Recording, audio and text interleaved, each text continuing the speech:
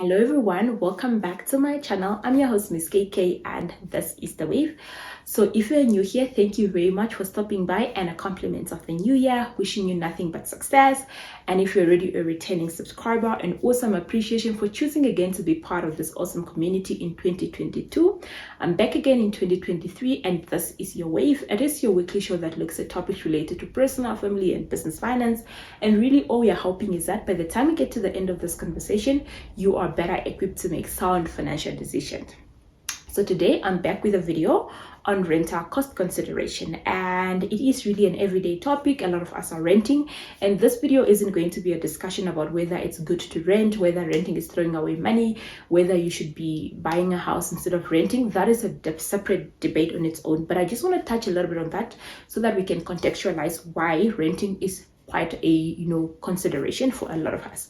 So some people decide to rent because of the housing market in which they are. Some countries, housing are easily accessible, the pricings are reasonable, interest rates are quite decent, and that makes it favorable for people to buy. But sometimes you may find yourself in a situation where the housing market is quite hostile, houses are in demand. As a result, they're very expensive, interest rates are really not so affordable, and you really just can't afford to buy a house. Or alternatively, it might actually be optional. A house is a commitment for the next 20 years, and for a lot of people, sometimes you're not even sure where you want to settle. You're not even sure whether you even want to settle in the particular country, or you maybe are considering that you may be getting married in the next 2-3 years and you don't want to commit yourself before you get married, or there are various reasons why you may actually consider renting. And I'm really speaking to that group of people where they've decided to rent because it suits their facts and circumstances, or it's actually their preference. So if you think renting is a waste of money, this video is potentially not for you. All right, with that out of the way, I want to discuss this, and I'm discussing this because I've been quite frustrated with the moving over the last 2 years. So if you follow our journey, we moved from Walvish Bay to Windhoek last year, and as a result, we had to give up our house in Walvish Bay for rental so that we can come here, and because of that, we had to come and rent here. So renting here, we rented an apartment last year and we moved out for other reasons, and we are in a new place. And we actually moved 1st of January, and moving 1st of January is quite frustrating because we all know everyone is on holiday in December and your rental contract is likely to end on 31st December. So that means you need to be back in town before your rental contract expires, pick up your old place, look for a new place, move into the new place, pack it and settle in before work starts. It's just a lot. So, and in that process, I just thought, there's a lot of things that I was contemplating, discussions, consideration that I thought I should share. And the first year I started working, I actually had a bad experience with rent. So I decided I wanted to rent, and there was a rental agent friend that worked at our company. So he obviously heard I was in the market for a place to rent and offered me to show me a few places. And he took me to a place in Katutura. And at that time, I wasn't really too familiar with Katutura. And I went there. The place looked decent. It was within my budget, and I signed the contract. A week later or so, I told my brother I found a place, and my brother was like so concerned because I made the decision to look for a place, and I'm not really familiar with Windhoek. I don't know which areas are safe, which areas are unsafe. So my brother found me a place to rent in Windhoek, and because of that, I had to cancel on my other friend that I signed a contract with. And because he was frustrated that I signed the contract, he could have found another tenant. He decided he's going to charge me the rental deposit that I was supposed to pay. And that meant that I now need to pay the deposit for the place I'm vacating. I need to pay the deposit for the new place I'm moving in, and I need to pay rent for that month. And for someone that's starting to work, that's quite a lot of money. And for me to be able to juggle all of that, unfortunately, I had to get a soft loan from someone that assisted me, and I had to pay that person back in 3 months. And as a result of that, I just thought we need to share this experience so that we can, prohibit or prevent future other people from doing similar mistakes. So if you are going to be looking for a place, please take your time, contemplate, don't look for a place in a rush, and have a few considerations when you are looking for a house. Cost isn't the only thing that you need to look out for. So in this video today, I just want to share my experience of the various considerations that I look out for when I'm looking for a place to rent, so that if you're in the market for another place, or if you're going to be, renting out or moving out of home sometime soon, you have some reference framework to go to.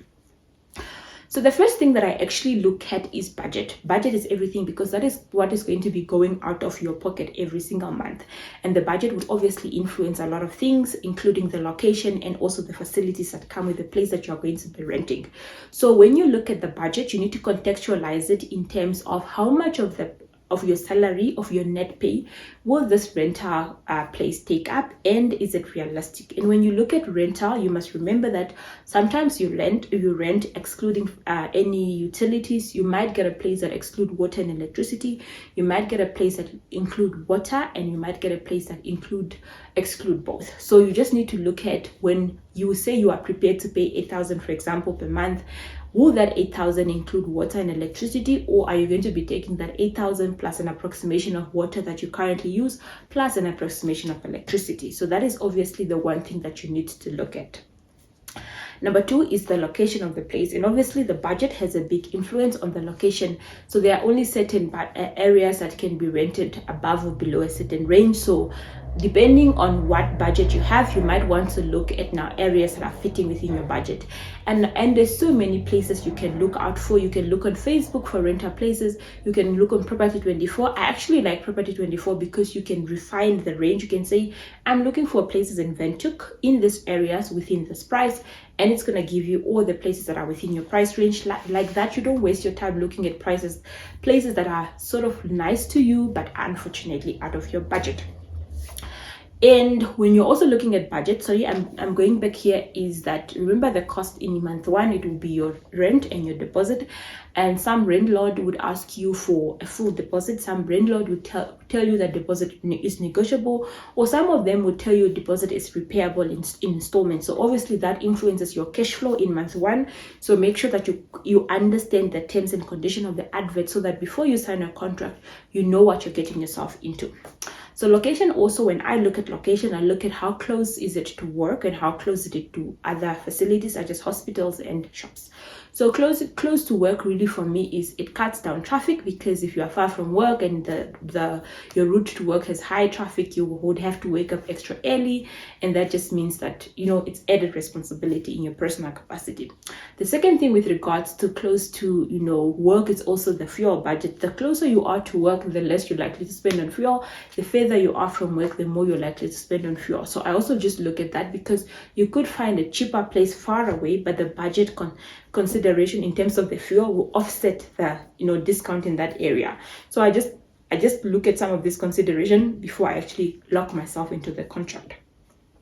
And obviously then you need to look at other facilities that comes with the house. For a lot of ladies, the kitchen is very important, because that's where you're going to spend some of your time. So I look at whether the place has an oven, does it have enough cupboards, especially if you have a lot of things. Like for me, I had to uproot a house I lived in for 4 years, and there was a lot of things plus wedding gift. The things were just a lot. So finding a place, when I look at the kitchen, I look at the cupboard sizes. Will I be able to fit all my things here? But obviously I need to declutter and take some of the things to the village house and give some of the things away, but until then I need a place to store my things. So the kitchen for me needs to have enough cupboard space, it needs to have an oven, and at least it needs to have so an oven and just some sort of ventilation, enough windows, or a hoof system, whatever that thing is called, to take up steam when you're cooking. So basically that's some of the consideration I look at when I look at the kitchen. And then you obviously want to look at the number of bedrooms in the house and the bathrooms. So obviously the number of people that you're going to live with would influence also the number of bedrooms that you're going to get. And depending on where in your face, what areas in your face, and what your budget considerations are, you may decide to rent a 1 bedroom, 2 bedroom, 1 bath, 2 bath. So all of those things will really influence where you're going to live. For example, the reason why we moved out of that other place in the previous location where we are staying, we had a 3 bedroom and it's just me and my husband. We really don't need 3 bedrooms, so we moved to a 2 bedroom. So we keep the 1 room and we keep the other room for guests, or whenever the family expands, we can always move the other person in the other room. So that is really the number of rooms, why you need to consider the number of rooms. So the yard space, for people that have plants, a yard or a courtyard is very important, because that's where you're going to be growing your plants or putting your pots. And if you have a pet, you need to look for a place that is pet friendly. And pet friendly also means it needs to have a yard or a courtyard for your dog or your pet to play around, so that it's not caged up all the time. Then you need to look at places that have a garage if you have a car. So if you, for example, live at the coast, a garage is very important because that mist is gonna eat up your car and it's gonna get rusty. So a lot of people at the coast prefer to rent places that have garages, whereas inventive people would prefer to rent places that have a garages. But if it doesn't have a garage, a carport with shaded net will still do. So those consideration again would influence what sort of place you need to look at. Security for me is very important. I look at a boundary wall, I look whether there's an electric fence, I look at whether there's an alarm system, and I look at whether there's burglar tools. So at least two of those things would help me feel secure, because sometimes it doesn't help you rent a cheaper place, but the security is so bad such that you're at risk of losing your things. And if you lose your things, you're gonna have to restart over again, and insurance might not even pay you out if there is no basic safety features. And lastly, network connection. So the previous place we stayed in, Walvish Bay, it was a new area, and as a result the telecommunication network hasn't really reached that place yet, and the telecommunication company hasn't set up a new tower. So we really struggled with network. And for me personally, that I can work from home, I need to work online, I need to upload videos, network connection is very important. So now when I go to a new place, I always make sure that I turn on my data, I see how quickly I can post a video on WhatsApp status. Will it take time to load? Will you be able to play a YouTube video without it buffering, so that I can decide whether this place is a good network connection or not? So that is some of the cost consideration that I look at. So that is really all I wanted to discuss in this video in terms of cost consideration. But I also want to add that for a lot of us, rent and mortgage bonds are going to be the biggest chunk of your budget. And if you are struggling financially, if you have loans that you are paying and you're struggling to pay them off, and you're considering to pay your debts faster or to try and improve your financial situation, one of the biggest way you can free up capacity is to downgrade where you are living. And when you are downgrading, you need to be realistic with yourself. Obviously that comes with some sort of self-esteem, especially if you think that your friends are going to judge you for moving to a 1-bedroom apartment when you had a 2-bedroom apartment, or if you think your friends are going to judge you because you previously stayed in town, now you are staying in the location. So it has quite a lot. But believe me, you need to do in 2023, you need to do what is in the best interest of your pocket. Forget about the friends, forget about society's expectation, forget about family's perception, and do what is in the best interest of your pocket. So if renting is what is going to free up a bit of income to enable you to pay off your debt faster, then rather do that than staying in a posh apartment and struggling to eat on a monthly basis because your budget is so constrained. So with that being said, this is really all I have. I hope this video helps you with your next apartment or helps you with your next move.